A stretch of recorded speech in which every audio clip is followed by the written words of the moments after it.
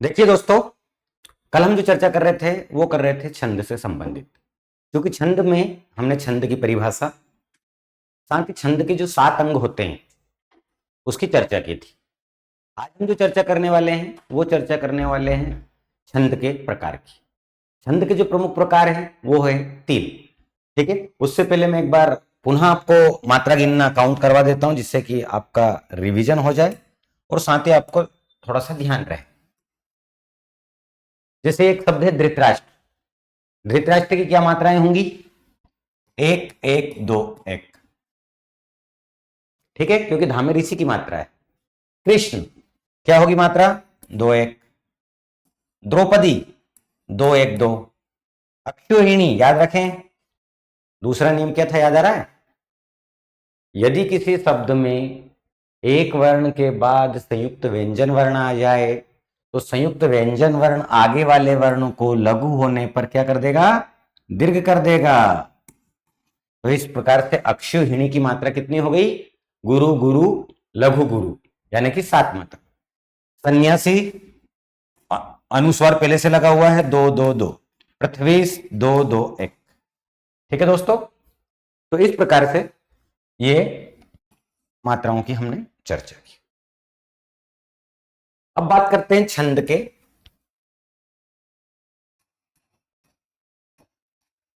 छंद के प्रकार। दोस्तों, छंद के 3 प्रकार हैं। कितने प्रकार हैं? 3 प्रकार है।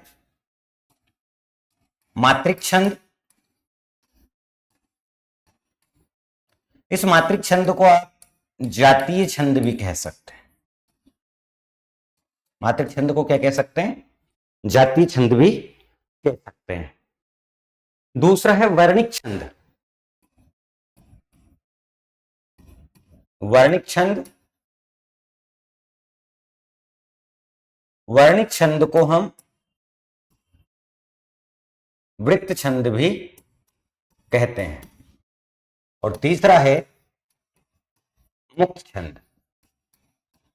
मुक्त छंद को हम लयात्मक छंद भी कह सकते हैं। तो छंद के प्रकार कितने हुए? 3। मात्रिक छंद, वर्णिक छंद और मुक्त छंद। बात करते हैं मात्रिक छंद में।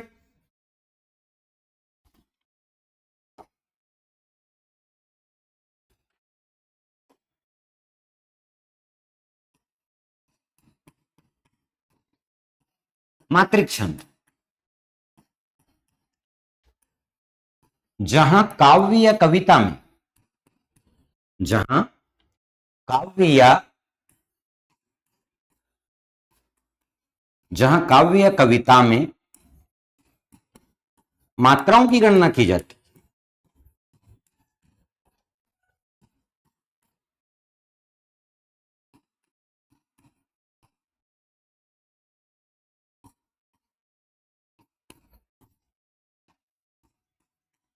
जहां काव्य या कविता में मात्राओं की गणना की जाती है उसे मात्रिक छंद कहते हैं।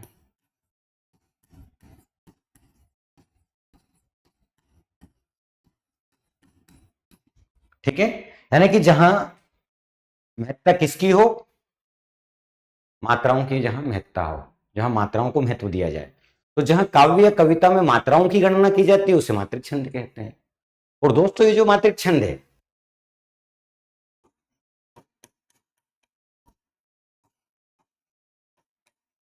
मात्रिक छंद के भी 3 भेद है।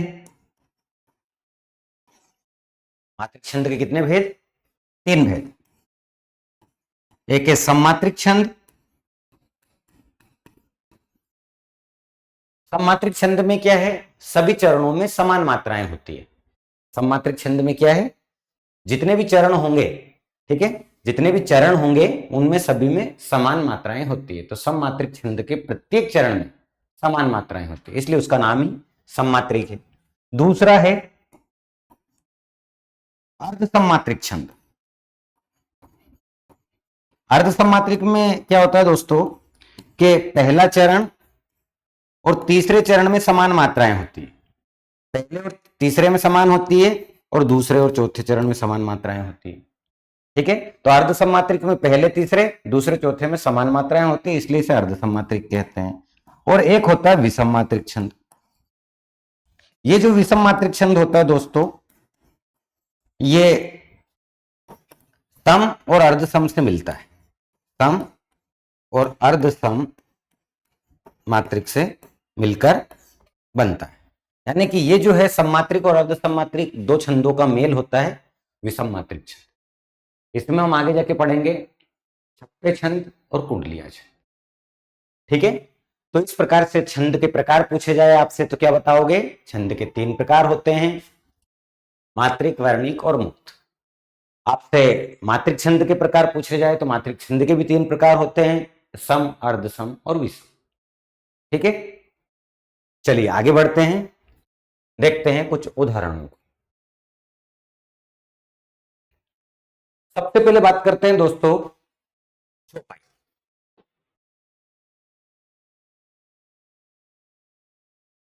चौपाई जो है यह एक सम्मात्रिक छंद है। चौपाई क्या है? एक सम्मात्रिक छंद है। इसमें 4 चरण होते हैं। कितने चरण होते हैं? 4 चरण होते हैं, तथा प्रत्येक चरण में 16-16 मात्राएं होती है। प्रत्येक चरण में कितनी मात्राएं होती है? 16-16 मात्राएं होती है। तो चौपाई क्या है? एक सम्मात्रिक छंद है। इसमें 4 चरण होते हैं और प्रत्येक चरण में कितनी कितनी मात्राएं होती है? 16-16 मात्राएं होती है। जैसे उदाहरण देखिए, बंदौ गुरुपद पद्म परागा, सुरुचि सुभाष सरस अनुरागा, अमी मुरिमय चूरण चारु, समन सकल भव रुज परिवारु। पंक्ति क्या है? बंदौ गुरुपद पद्म परागा। बंदौ गुरुपद पद्म परागा, ये पहला चरण है, यानी कि पहला पद है। पहले पद में कितनी? प्रत्येक चरण में 16-16 मात्राएं होना चाहिए। तो 2, क्योंकि अनुस्वार लगा हुआ बंदौ में, 3, 4, 5, 6, गुरु में जो रू है वो छोटा है। ठीक है, 7, 8, 9, 10, 11, 12, 13, 14, 15, 16। तो बंदौ गुरुपद पद्म परागा, इसमें 16 मात्राएं। सुरुचि सुबास सरस अनुराग, एक रुचि का रू छोटा है, 2, 3, 4, 5, 6, 7, 8, 9, 10, 11, 12, 13, 14, 15, 16। ठीक है, 16। अमी मुरिमय चूर्ण चारु, 1, 2, 3, 4, 5, 6, 7, 8, 9, 10, 11, 12, 13, 14, 15। गलत हो गई क्या? देखो एक बार। हाँ, ये 2 होती है ना, इसकी 2 मात्रा होती है क्योंकि बड़ा ऊ की मात्रा है ना। तो 3, 4, 5, 6, 7, 8, 9, 10, 11, 12 और 12, 4, 16। ये रू बड़ा है, यानी कि ये रुपया, जैसे मान लीजिए कि ये लिखा रुपया, तो रुपया में रू छोटा है। ये लिखा अरुण, अरुण में रू छोटा है। ठीक है, ये लिखा गुरु, गुरु में रू छोटा है, तो ये रू में छोटा ऊ की मात्रा है। लेकिन ये लिखा भेरू, रू बड़ा है। ये लिखा रूपा, रू बड़ा है। ये लिखा गुरुपदेश, तो गुरु छोटा रहेगा लेकिन 2 ध्वनियां मिल जाएंगी तो बड़ा हो जाएगा, गुरुपदेश। ठीक है, तो चारू का रू बड़ा है। समन सकल भव रुज परिवारु, 1, 2, 3, 4, 5, 6, 7, 8, 9, 10, 11, 12, 13, 14, 15, 16। तो चौपाई के प्रत्येक चरण में 16-16 मात्राएं होती है। दूसरा उदाहरण देखिए, गुरुपद रज मृदु मंजुल मंजन, नयन अमी दृग दोष विभंजन। गुरुपद रज मृदु मंजुल मंजन, गुरु में रू छोटा है तो 1, 2, 3, 4, 5, 6, 7, 8, मामे ऋषि की मात्रा है, 1 ही होती है। 9, 10 अनुस्वार लगा हुआ है, 11, 12, 13, 14 अनुस्वार लगा हुआ है, 15, 16। 1, 2, 3, 4, 5, 6, 7, 8, 9, 10, 11, 12 अनुस्वार लगा हुआ, 13, 14, 15, 16। तो इस प्रकार से चौपाई के प्रत्येक चरण में कितनी मात्राएं होती? 16-16 मात्राएं। अब आवश्यक नहीं है कि वो आपको 4-4 पंक्तियां दे, ठीक है, उसकी इच्छा हो तो एक चरण भी दे सकता है। जैसे मान लीजिए एक पंक्ति में देता हूं, आपको मात्रा काउंट करके बताना। धाय धाम काम सब त्यागी,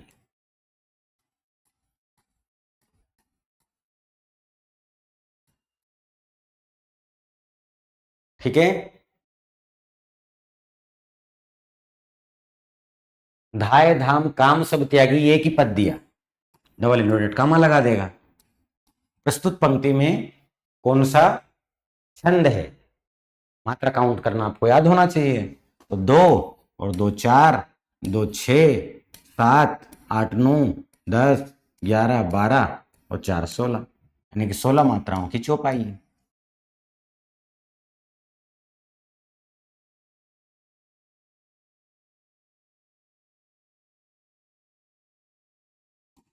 मंगल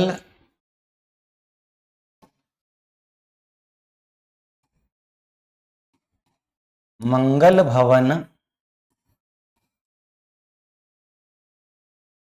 अमंगलहारी,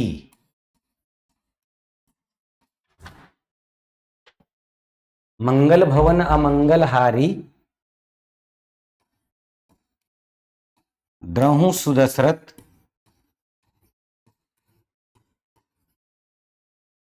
अजीर बिहारी।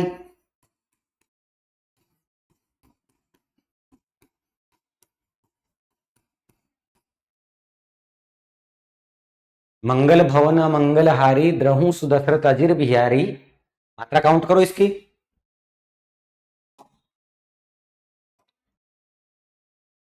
मंगल में अनुस्वार लगा हुआ है तो 2 3 4 5 6 7 8 9 10 11 12 4 16, है ना। मंगल में अनुस्वार लगा हुआ है, मंगल में भी अनुस्वार लगा हुआ ऊपर, तो 16 मात्राएं। द्रव सुदशरथ 1 2 3 4 5 6 7 8 9 10 11 12 13 14 15 16, ठीक है। चौपाई है। जय हनुमान ज्ञान गुण सागर, जय कपीस तिहु लोक उजागर, चौपाई है। तो इस प्रकार से चौपाई के प्रत्येक चरण में 16-16 मात्राएं होती है, ठीक है। और ये किसका उदाहरण है? ये सममात्रिक छंद का एक प्रमुख उदाहरण है। आगे बढ़े दोस्तों, चलिए बात करते हैं, आगे बढ़ते हैं। रोला छंद। अब ये जो रोला छंद है इसको देखिए,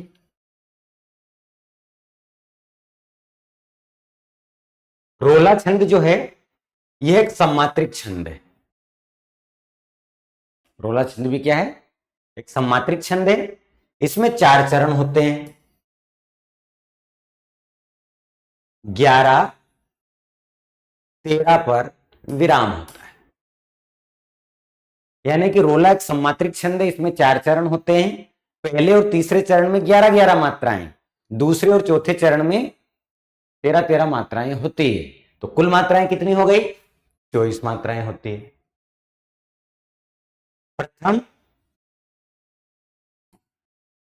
प्रथम चरण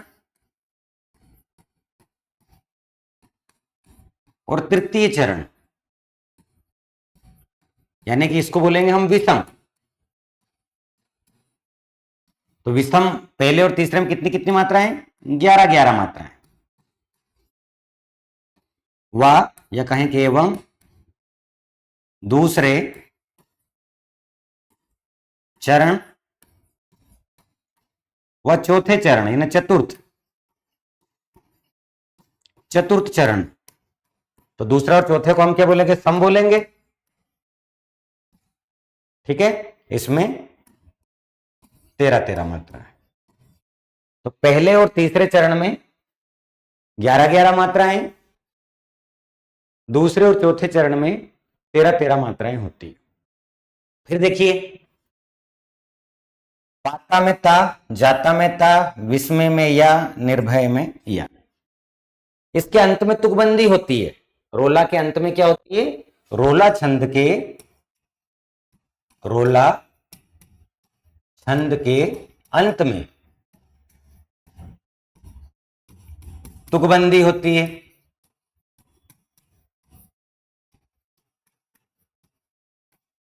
यानी कि वो ये नहीं बोल रहा है कि अंतिम वर्ण हमेशा दीर्घ होगा या लघु होगा, ऐसा ना कह के वो सिर्फ बोल रहा है कि रोला छंद के अंत में क्या होती है?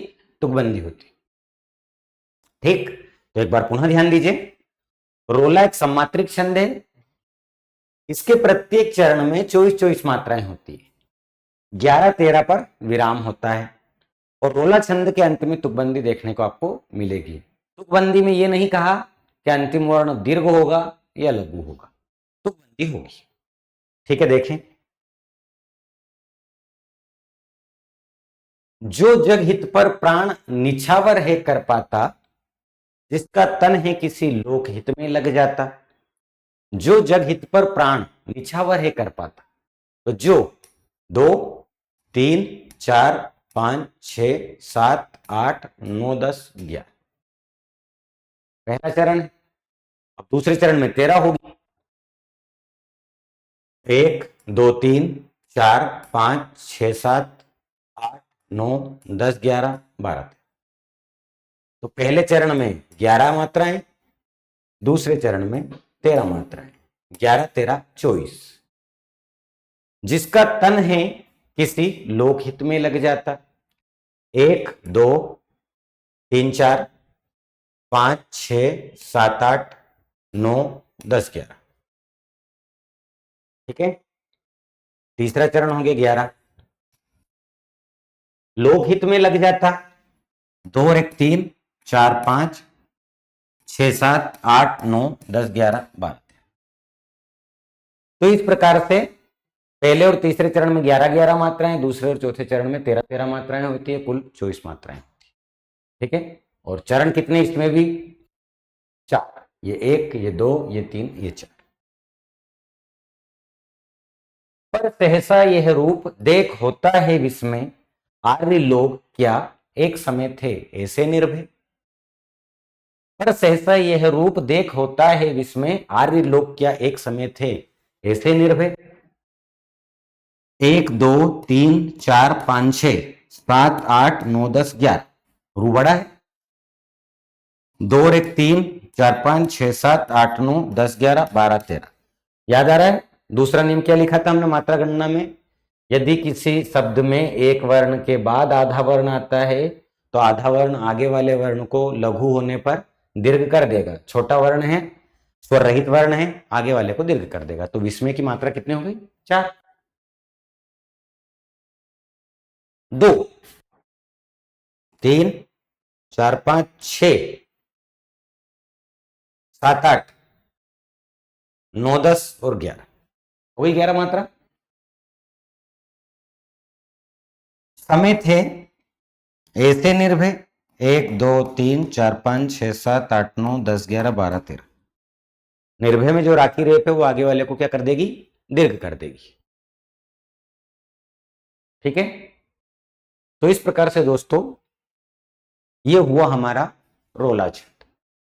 मतलब ऐसा है, यदि आपको मात्राओं की गणना करना याद है तो आपको कोई दिक्कत नहीं है। मात्रा गिनने में यदि आपको दिक्कत है, तब आप छंद में मात्राएं बराबर नहीं कर पाएंगे तो उत्तर गलत हो सकता है। तो चौपाई में 16-16 मात्राएं थी, रोला में 24-24 मात्राएं।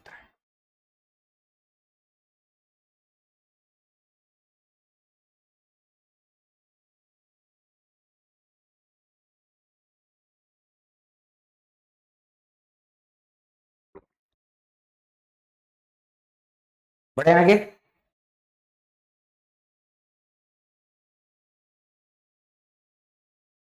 अब देखिए गीति का छंद। गीति का छंद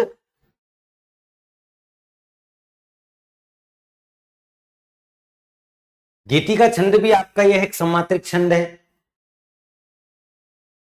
तथा इसके प्रत्येक चरण में 26 मात्राएं होती है। 14, और 12 मात्राओं पर विराम होता है।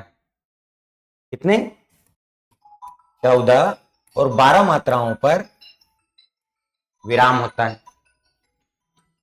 ठीक है। अंत में लघु गुरु का प्रचलन है, अनिवार्यता नहीं बोल रहा है, सिर्फ प्रचलन बोल रहा है, लघु गुरु का प्रचलन है। तो गीति का यह एक आपका सम्मात्रिक छंद है, इसके प्रत्येक चरण में 26 मात्राएं होती है। ठीक है। 14 और 12 मात्राओं पर विराम होता है, अंत में लघु गुरु का प्रचलन है, लघु गुरु की अनिवार्यता नहीं है, यानी कि पंक्ति के अंत में ये लघु, ये लघु, ये गुरु। ठीक है। अब ये पंक्ति देखिए, यहां पे तो जो है गुरु लघु आ गया, इसलिए उसने प्रचलन कहा था, अनिवार्यता नहीं कही थी। यदि अनिवार्यता कहता तो हमेशा ही ऐसा रहता, लघु गुरु लघु गुरु। जैसे दोहा छंद जब हम पढ़ेंगे तो दोहा में आपको मिलेगा, जब हम बरवे छंद पढ़ेंगे तो बरवे में आपको मिलेगा। दोहा छंद का अंतिम वर्ण हमेशा ही लघु होता है। अब आप कोई सी पंक्ति उठा लीजिए, किसी भी पुस्तक से उठा लीजिए, किसी भी राइटर की पुस्तक पढ़ लीजिए, लघु यानी लघु, क्योंकि वो बोलता है कि अनिवार्य है, लेकिन यहाँ पे प्रचलन है, इसलिए यहीं पर प्रचलन टूट गया। तो लघु गुरु का प्रचलन है, अनिवार्यता नहीं, तो हो सकता है नहीं भी। तो गीति का एक सम्मात्रिक छंद है, प्रत्येक चरण में 26 मात्राएं होती है, 14 और 12 मात्राओं पर विराम होता है, अंत में लघु गुरु का प्रचलन है। मातृभू सी मातृभू है, अन्य से तुलना नहीं। मातृभू 2 1 3 2 5, ऋषि की मात्रा याद रखना। तो 5 6 7 8 9 10 11 12 13 14, कितनी मात्रा? 14 मात्रा। अन्य से तुलना नहीं, 2 और 1 3 4 5 6 7 8 9, ये 10 2 12। तो पहले चरण में 14 मात्रा है, दूसरे चरण में 12 मात्रा, 14 12 26 मात्रा। ले संग भक्ति मलह करी, आरूप सो ले आओ। एक पंक्ति भी आ सकती, मैंने कहा एक चरण भी आ सकता है। 2 2 4 1 5 6 7 8 9 10 11 12 13 14 मात्रा। आरूप सो ले आओ, 2 2 4 1 5 6 7 8 9 10 11 12 14 12 26। तो इसमें क्या होता है, फिर हम उसी पर ध्यान देते हैं कि अंत में लघु गुरु का प्रचलन है। अब ये पंक्तियां जो है, इसमें देखिए 4 पंक्तियां हैं। प्राण, तो ये लघु, ये गुरु, वही लघु गुरु। भाव, लघु गुरु, लघु गुरु, मिल रहा है। जो अखिल कल्याणमय है व्यक्ति, तेरे प्राण में कौरवों के नाश, कौरवों के नाश पर हे रो रहा केवल वही, किंतु उसके पास ही समुदायगत जो भाव है, पूछ उनसे क्या महाभारत नहीं अनिवार्य है। क्या है? जो अखिल कल्याणमय है व्यक्ति, तेरे प्राण में कौरवों के नाश पर हे रो रहा केवल वही, किंतु उसके पास ही समुदाय। अब देखिए इस पंक्ति में यदि आप यहां देखेंगे तो यहां अल्पविराम है, यहां पर भी अल्पविराम है, लेकिन ये समुदायगत में नहीं टूटेगा, क्योंकि यदि यहां से 14 वर्ण तक जाएगा तो समूह समूह और दायगत ऐसा नहीं कर सकते। ठीक है, तब आपको ध्यान देना पड़ेगा कि 26 मात्राएं लास्ट तक। तो 2 3 4 5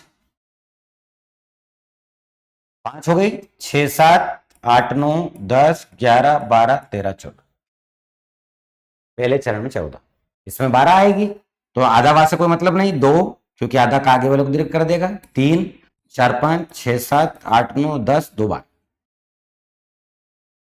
कौरवों के नाश पर 2 3 2 5 2 7 8 9 10 11 12 13 14। कौरवों के नाश पर है रो रहा केवल वही।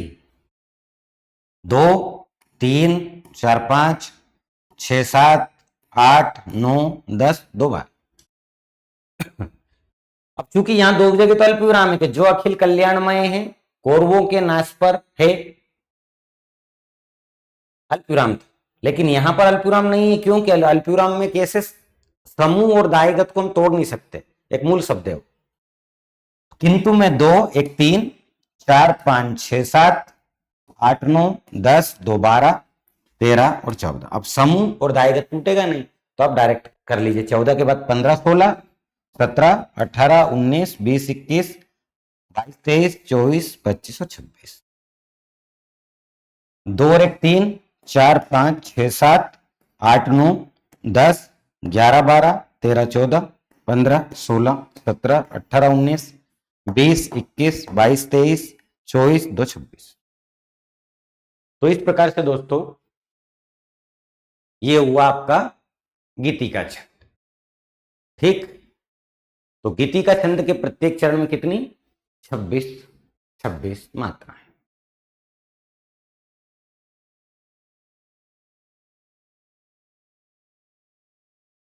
अब देखिए हरि गीति का छंद, यानी कि अभी तक हमने कल मैंने कुछ उदाहरण आपको एक उदाहरण बताया था, रघुपति राघव राजा राम पतित पावन सीताराम। तो चौपाई 15 मात्राओं का छंद था, चौपाई 16 मात्राओं का छंद था। ठीक है, फिर हमने पढ़ा रोला,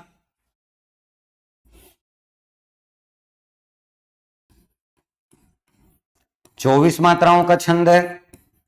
फिर पढ़ा गीति का, 2 मात्रा बढ़ी 26 मात्राओं का। अब हरि लगा दो गीतिका में, हरि गीतिका, तो गीतिका में 26 थी, हरि की एक एक और जुड़ जाएगी तो 28 हो जाएगी। तो हरि गीतिका छंद, हरि गीतिका छंद यह भी एक सम्मात्रिक छंद है। हरि गीतिका भी क्या है, एक सम्मात्रिक छंद है। और इस छंद के प्रत्येक चरण में 28-28 मात्राएं होती है। कितनी मात्राएं होती है, 28-28 मात्राएं होती है। तो हरि गीति का छंद ये एक सम्मात्रिक छंद है। इस छंद के प्रत्येक चरण में 28-28 मात्राएं होती है। 16 और 12 मात्राओं पर विराम होता है। ठीक है, यहां पे गीतिका में क्या था 14-12, 2 बढ़ गई 16-12 पर। तो हरि गीतिका में 16 और 12 मात्राओं पर विराम होता है और अंत में लघु गुरु का प्रयोग ही अधिक प्रचलित है।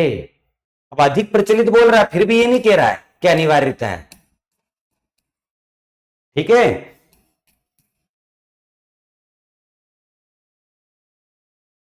तो हरि गीतिका छंद आपका एक सम्मात्रिक छंद है। इस छंद के प्रत्येक चरण में 28-28 मात्राएं होती है। 16 और 12 मात्राओं पर विराम होता है। लघु गुरु का प्रयोग ही प्रचलित है, यानी कि सर्वाधिक प्रचलन में देखने को आपको मिलेगा। उदाहरण देखिए, कहती हुई यो उत्तरा के नेत्र जल से भर गए, हिम के कणों से पूर्ण मानो हो गए पंकज नए। मात्रा काउंट करो इसकी बराबर आ रही है कि नहीं आ रही, देखो एक बार।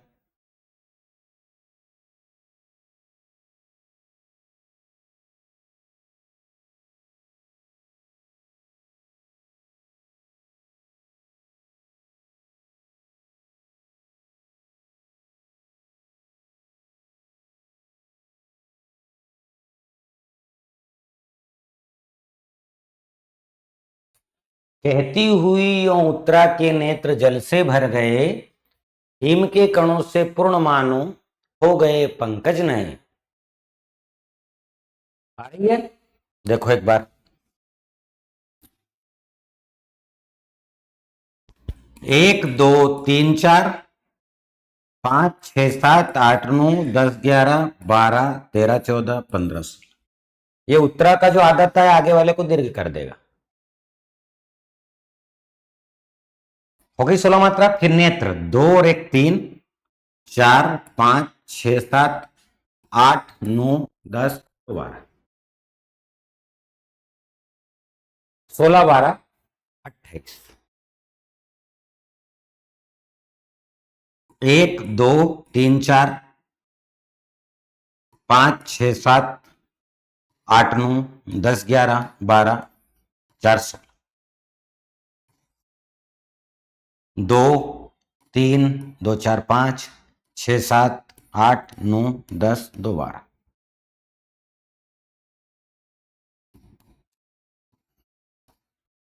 ठीक है। क्या कह रहा था? लघु गुरु का प्रयोग ही अधिक प्रचलित है। ये लघु ये गुरु, ये लघु ये गुरु।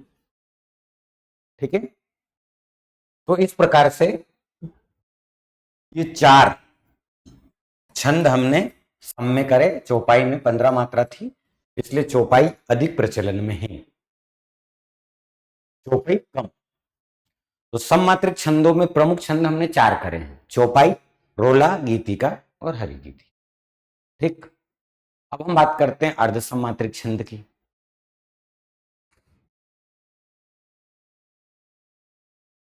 इसकी भी मात्रा काउंट कर लो। ये हरिगीति का ही उदाहरण है।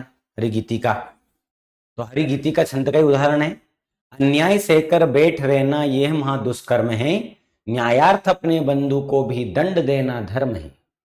इस बात पर ही पांडवों का कौरवों से रण हुआ, जो भव्य भारतवर्ष के कल्पांत का कारण हुआ। 2 2 4 1 5 6 7 8 9 10 11 12 13 14 15 16 16 में ये महादुष्कर्म है। 1 2 3 4 5 6 7 8 9 10 2 12 दुष्कर्म की 5 मात्राएं होंगी दोस्त, क्योंकि षटकोण का जो आधा सा है स्वर रहित है, वो आगे वाले को दीर्घ कर देगा, और कर्म में जो माँ के ऊपर जो रेफ लगी हुई है रा वाली मात्रा, वो स्वर रहित है, आदि है, वो आगे वाले को दीर्घ कर देगी। तो दुष्कर्म में 5 मात्रा होगी, तो 16 12। ठीक है। न्यायार्थ अपने बंधु को भी दंड देना धर्म है। 2 2 4 5 6 7 8 9 10 11 12 13 14 15 16 16 के बाद फिर 2 और 1 3 3 2 5 2 7 8 9 10 2 12 16। इस बात पर ही पांडवों का कौरवों से रण हुआ। 1 2 3 4 5 6 7 8 9 10 11 12 13 14 15 16 2 और 1 3 2 5 6 7 8 9 10 2 12 16 12 16 12 अंत में। ठीक है। लघु गुरु लघु गुरु लघु गुरु लघु गुरु का प्रचलन है ना अधिक, जो भव्य भारतवर्ष के कल्पांत का कारण हुआ। 2 2 4 1 5 6 7 8 9 10 11 12। ठीक है। 13 14 15 16 2 और 1 3 4 5 6 7 8 9 10 और 2 12। तो इस प्रकार से ये हमने कंप्लीट किया हरिगीतिका का उदाहरण। इस प्रकार से ये आपका सममात्रिक छंद के चारों प्रकार के प्रमुख प्रमुख उदाहरणों की हमने चर्चा की।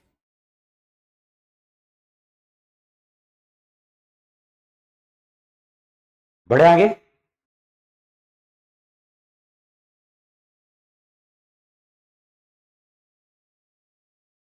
अब देखिए दोस्तों, अर्ध सममात्रिक छंद। अर्ध सममात्रिक छंद सबसे पहले हम देख रहे हैं अर्ध सममात्रिक छंद में बरवे छंद। बरवे छंद मध्यकाल में भक्ति काल के सबसे बड़े कवि हुए हैं तुलसीदास जी।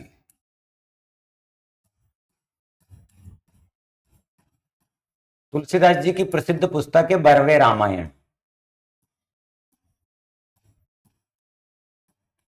और ये बरवे रामायण से ही बरवे छंद लिए गए हैं। बरवे रामायण से ही, ठीक है, बरवे छंद लिए गए हैं। तो बरवे छंद, बरवे, ठीक है, ये अर्ध सम्मात्रिक छंद है। यह एक अर्ध सम्मात्रिक छंद है।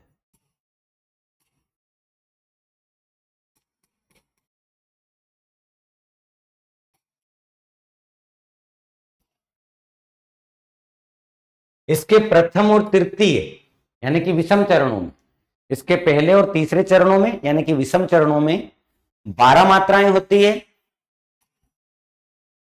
और द्वितीय तथा चतुर्थ यानी कि सम चरणों में 7 मात्राएं होती है। पहले और तीसरे में कितनी? पहले चरण और तीसरे चरण में,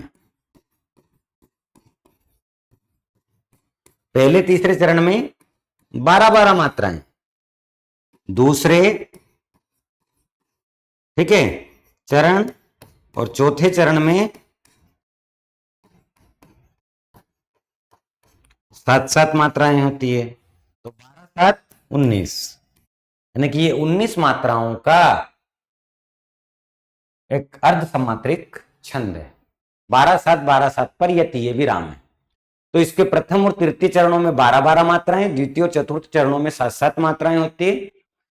चरण का जो अंत है, चरणांत, संधि विच्छेद कर लो, चरण प्लस अंत, चरणांत में लघु होना आवश्यक है। चरणांत में क्या होना आवश्यक है? लघु वर्ण होना आवश्यक है। वाम अंग शिव शोभित शिवा उदार, शरद सुवारिद में जनु तड़ित विहार।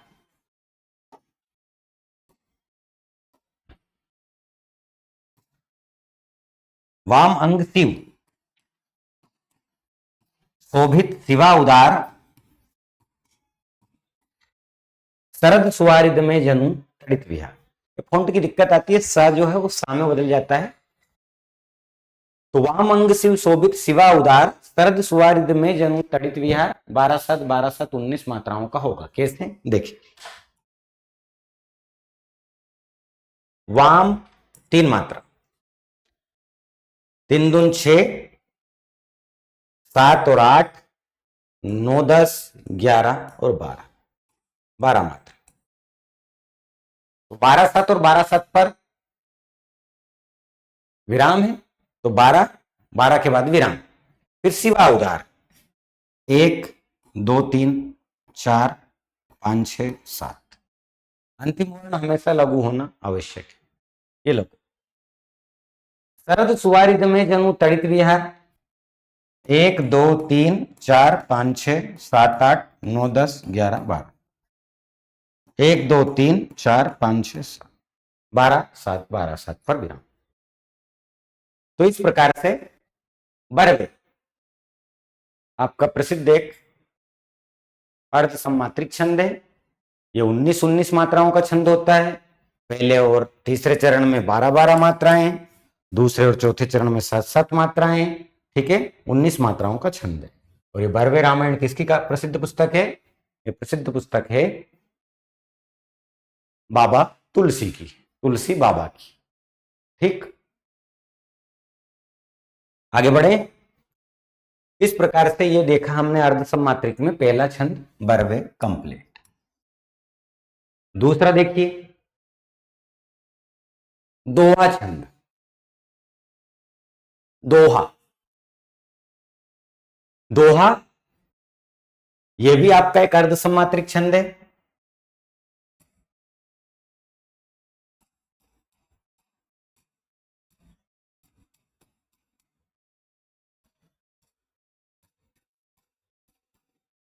ठीक है, दोहा भी आपका एक अर्ध सम्मात्रिक छंद है। इसके प्रथम और तृतीय यानी कि विषम चरणों में 13-13 मात्राएं, और द्वितीय और चतुर्थ यानी सम चरणों में 11-11 मात्राएं होती है। और चरणांत में लघु होना आवश्यक है। चरण का अंतिम वर्ण कैसा होता है? लघु होता है, आवश्यक है, ये लघु होना आवश्यक है। यानी कि दोहा आपका एक अर्धसम्मात्रिक छंद है। दोहा क्या है? दोहा आपका एक अर्धसम्मात्रिक छंद है। इसके प्रत्येक चरण में 24-24 मात्राएं होती है। पहले और तीसरे चरणों में 13-13 मात्राएं, दूसरे और चौथे चरणों में 11-11 मात्राएं होती है। तो पहले तीसरे यानी कि विषम 13-13, दूसरे चौथे यानी कि सम 11-11, कुल मात्राएं कितनी? 24। और दोस्तों चरणांत में लघु होना आवश्यक है, यानी कि आप जो भी उदाहरण आप देखेंगे दोहा का, वो हमेशा ही लघु होगा।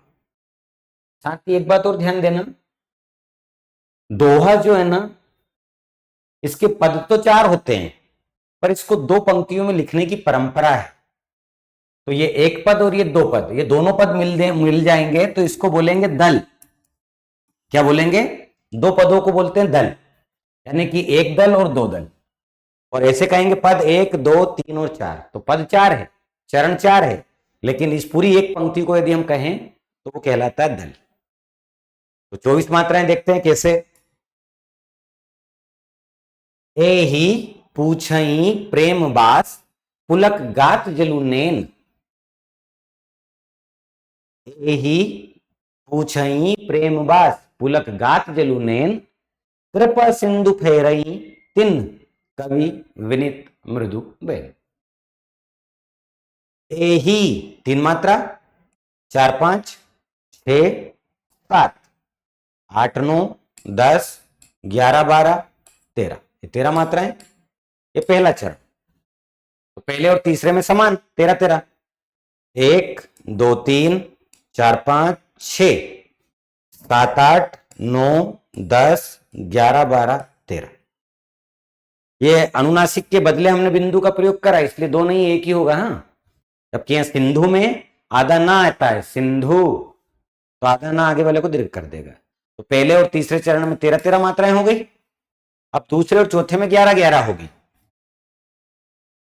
1, 2, 3, 4, 5, 6, 7, 8, 9, 10, 11। और अंतिम वर्ण लघु होना आवश्यक है, अनिवार्य है, ना छोटा। 1, 2, 3, 4, 5, 6, 7, 8, 9, 10, 11, अंतिम वर्ण लघु होना आवश्यक है। तो इस प्रकार से पहले और तीसरे चरणों में 13-13, दूसरे और चौथे चरणों में 11-11 मात्राएं होती है। कुल ये 24 मात्राओं का एक अर्धसम्मात्रिक छंद है, यानी कि 2 पंक्तियों में लिखने की परंपरा। 24 दूनी 48 मात्राओं का छंद है। ठीक है।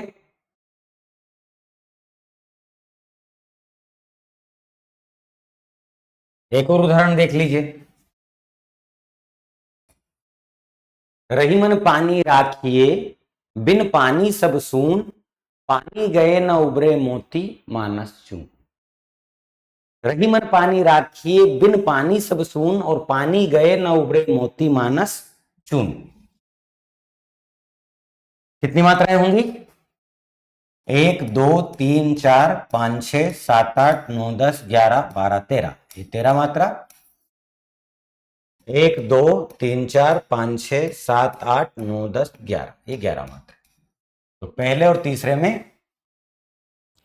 पहले तीसरे, तो ये पहला हो गया 13 और दूसरा है, फिर ये तीसरा होगा तो 2, 2, 4, 5, 6, 7, 8, 9, 10, 11, 12, 13। पहले और तीसरे में 13-13, दूसरे चौथे में 11-11 होगी, अंत में तुकबंदी भी होगी और साथ ही साथ लघु वर्ण भी होगा। 2, 2, 4, 2, 6, 7, 8, 9, 10, 11, ये सून और चून, तुकबंदी भी हो गई, अंतिम वर्ण लघु भी हो गया। तुकबंदी भी है और आपका लघु वर्ण भी है।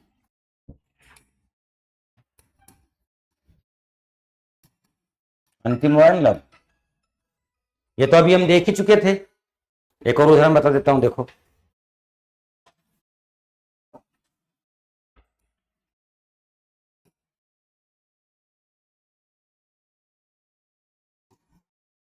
श्री गुरु चरण, श्री गुरु चरण सरोज रज,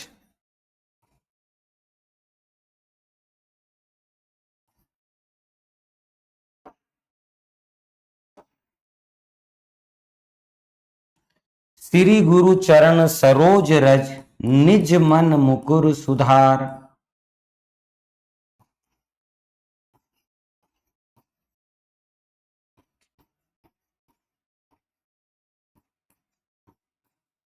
वर्णो रघुवर विमल जस,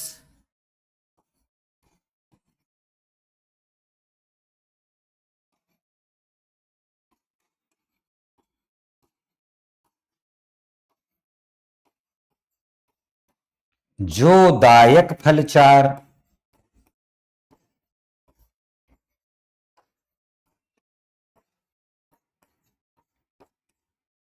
अब सुधार में रा अंतिम वर्ण है और चार में रा अंतिम वर्ण है।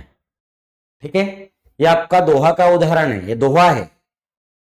श्री गुरु चरण सरोज रज, निज मन मुकुर सुधार, और वर्णो रघुवर विमल जस, जो दायक फल चार। मात्रा काउंट कर लो आप चाहो तो। 2 3 4 5 6 7 8 9 10 11 12 13 हो गई 13। वर्णो रघुवर विमल जस 1 2 3 4 5 6 7 8 9 10 11 12 और 13। पहले तीसरे में 13 13, दूसरे चौथे में 11 11। तो 1 2 3 4 5 6 7 8 9 10 11, 2 2 4 5 6 7 8 9 10 11, और अंतिम वर्ण लघु होना अनिवार्य है। तो लघु तुकबंदी भी हो जाएगी, लघु भी हो जाएगी। ठीक, तो इस प्रकार से ये दोहा हमने कंप्लीट किया। ये तो मैं अभी करवा ही चुका था, आपको कोई दिक्कत नहीं था, है ना।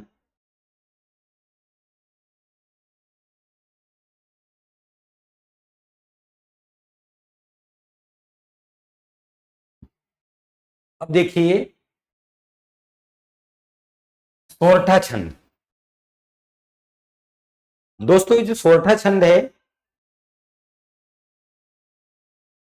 सोरठा छंद भी आपका दोहे का विपरीत है, दोहे का उल्टा है। ठीक है, तो अब यदि बात करें सोरठा, तो यह भी एक अर्ध सम्मात्रिक छंद है, यह भी एक अर्ध सम्मात्रिक छंद है।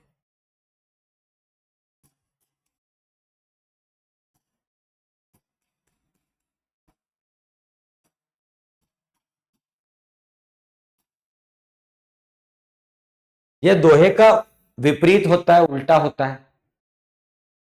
इसके पहले यानी कि प्रथम और तृतीय, यानी कि इसके पहले और तीसरे चरणों में 11 11 मात्राएं,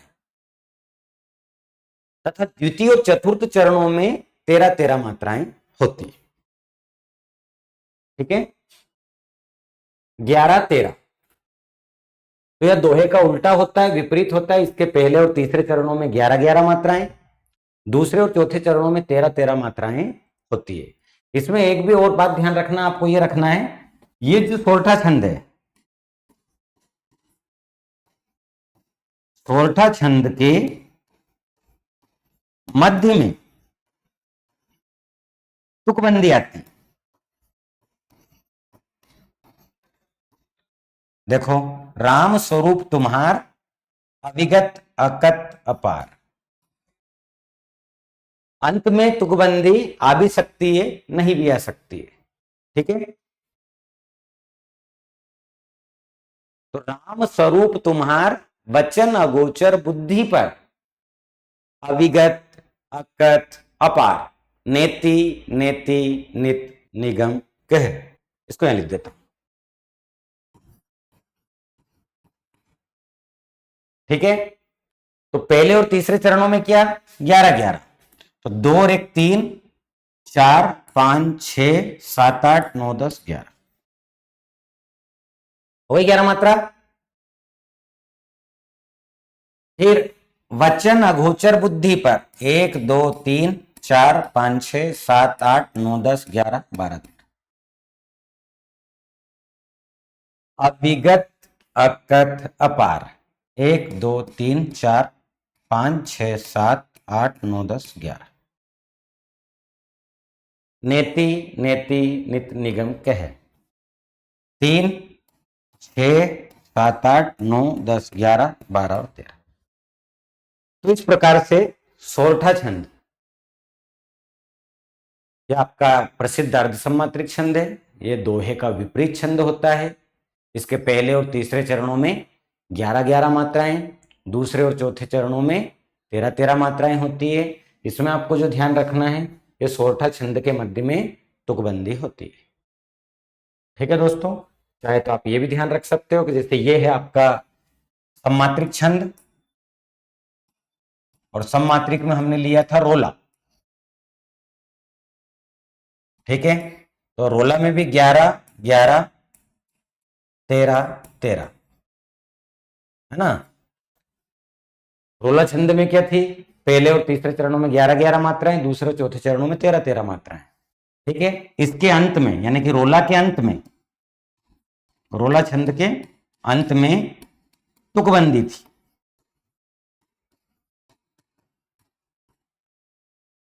वहीं ये जो है अर्धसम्मात्रिक छंद है,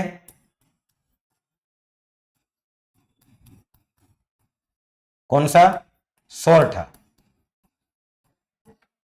इसमें भी मात्राएं 11-11 13-13 ही होती है।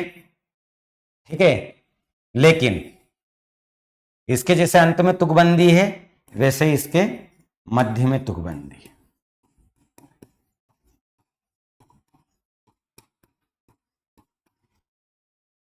अंतर हो गया, मात्राएं समान थी इसकी भी और इसकी भी, लेकिन इसके अंत में तुकबंदी होती है। लघु गुरु का प्रचलन होता है, लघु भी आ सकता है, गुरु भी आ सकता है ना। यहाँ पे मध्य में तुकबंदी, और हमेशा ही मध्य में तुकबंदी आएगी। मध्य में तो तुकबंदी आएगी सही, कुछ पंक्तियों में अंत में भी आ सकती है। ठीक है, तो इस प्रकार से दोस्तों ये चर्चा की हमने सोरठा छंद की। फिर आगे देखिए उल्लाला छंद। उल्लाला छंद ये भी एक अर्धसम्मात्रिक छंद है। उल्लाला क्या है, एक अर्धसम्मात्रिक छंद है, अर्धसम्मात्रिक है ये भी। इसके प्रत्येक चरण में 28 मात्राएं होती है। कितनी मात्राएं होती है, 28 मात्राएं होती है। इसके पहले और तृतीय यानी कि प्रथम और तृतीय चरणों में यानी कि विषम चरणों में 15-15 मात्राएं, द्वितीय और चतुर्थ चरणों में 13-13 मात्राएं होती है। ठीक है, पहले और तीसरे में कितनी, 15-15, दूसरे और चौथे में कितनी, 13-13 मात्राएं होती है। अब देखिए, जब मैंने आपको सम्मात्रिक पढ़ाया था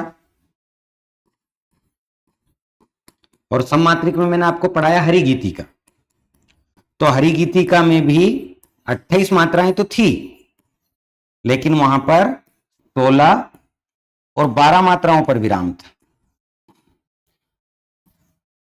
यह अर्धसम है। ठीक है, अर्धसम्मात्रिक, और अर्धसम्मात्रिक में क्या, उल्लाल। 28 मात्राएं तो इसमें भी होती है, पर यहां 15 और 13 मात्राओं पर विराम होता है। 15-13 पर यति विराम।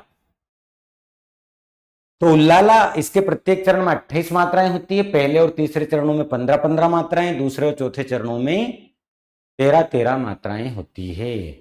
इस प्रकार से कुल 28 मात्रा। उदाहरण देखिए, करते अभिषेक पयोद हैं बलिहारी उस वेश की।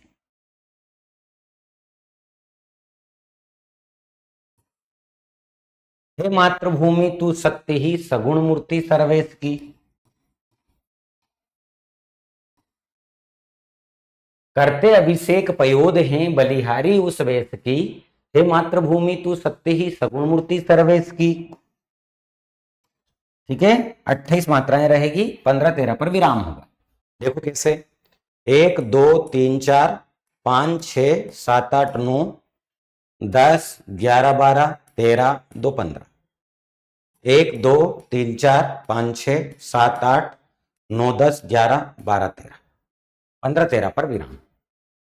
मातृभूमि तू सत्य ही 2 2 4 5 6 7 8 9 10 11 12 13 2 15,